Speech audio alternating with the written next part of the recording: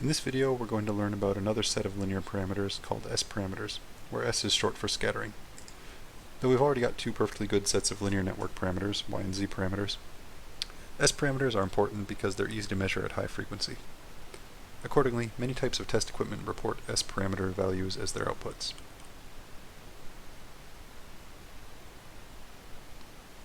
We need S parameters because we can't measure Z parameters at high frequency. We established that we measure Z parameters by driving a current source into one port and then measuring voltages.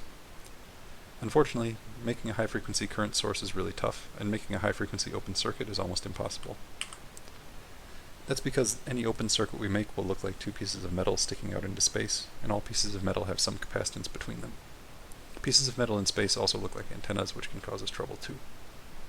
Further, this model doesn't account for the transmission lines that we need to hook our equipment up to this two-port circuit, so it doesn't help us understand reflections off of ports. S parameters fix these problems by bolting a pair of transmission lines to the ports of the two-port. These transmission lines could technically each have different characteristic impedances, and they could each be driven by different source impedances, but we're going to assume that everything is matched to a value Z0 for now. We're going to assume that each of these transmission lines has a sinusoidal incident wave on it, and we'll say the wave incident on port 1 has amplitude A1, while the wave incident on port 2 has amplitude A2. We'll call the amplitudes of the reflections of these waves B1 and B2. All of these A and B values could be complex in the general case. The S parameter matrix, which is the heart of this linear representation, relates the A and B waves in this model, such that the B vector is equal to S times the A vector. These parameters are called scattering parameters because they indicate how waves scatter when they hit a network. They relate reflected waves to incident waves. This seems like a promising model. S parameters incorporate transmission lines, and we can make pretty good 50 ohm terminations even at high frequency.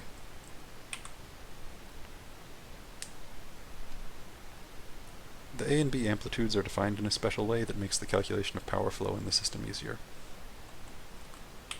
So we'll start trying to figure out a good value for A by calculating the power carried in our right traveling wave on port 1, V plus 1. I've included our complex exponential representation of V plus 1 here. We can find the power dissipated at a point x of a transmission line by taking the voltage times the complex conjugate of the current. Because we're using an analytical representation of voltage, we need to multiply by the complex conjugate of current to make sure our power result returns a real number. That means our real power will be a coefficient, which is the magnitude of the V plus 1 wave squared divided by Z0 times a sinusoid, or times the real part of a sinusoid. If we average the power over time and space to find the average power delivered to the right traveling wave, we get the coefficient divided by 2. So the magnitude of V plus 1 squared divided by 2 Z0. And that's because averaging over a sinusoid squared gives you a value of 1/2. And so finally, we pick a definition for A that lets us calculate this power easily. We define A as the magnitude of V plus divided by the square root of Z0, which implies that the forward-going power is the magnitude of A1 squared over 2. We'll circle back to power flow soon, and this calculation will be handy. And also note that A can be complex in the general case when Z0 is complex, but it's real under our current definitions. While we're here, I want to make a note about real and imaginary power. Real power is the thing we're used to, where electrical energy gets dissipated as heat. Real power comes from voltage and current that are in phase, and multiplying voltage by the complex conjugate of current is one way to calculate the phase relation between the voltage and current. We're going to mostly ignore the imaginary part of the power, but it has an interpretation too. It comes from voltage and current that are out of phase, which means that it corresponds to current and voltage getting stored in inductors and capacitors and then released again during each cycle.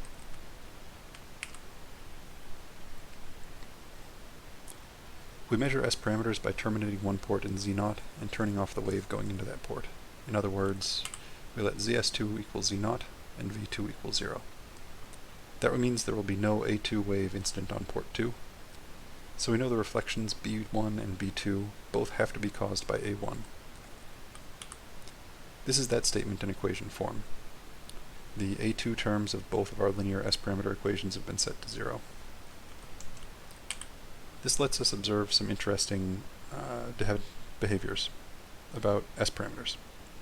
S11 is the ratio of B1 over A1,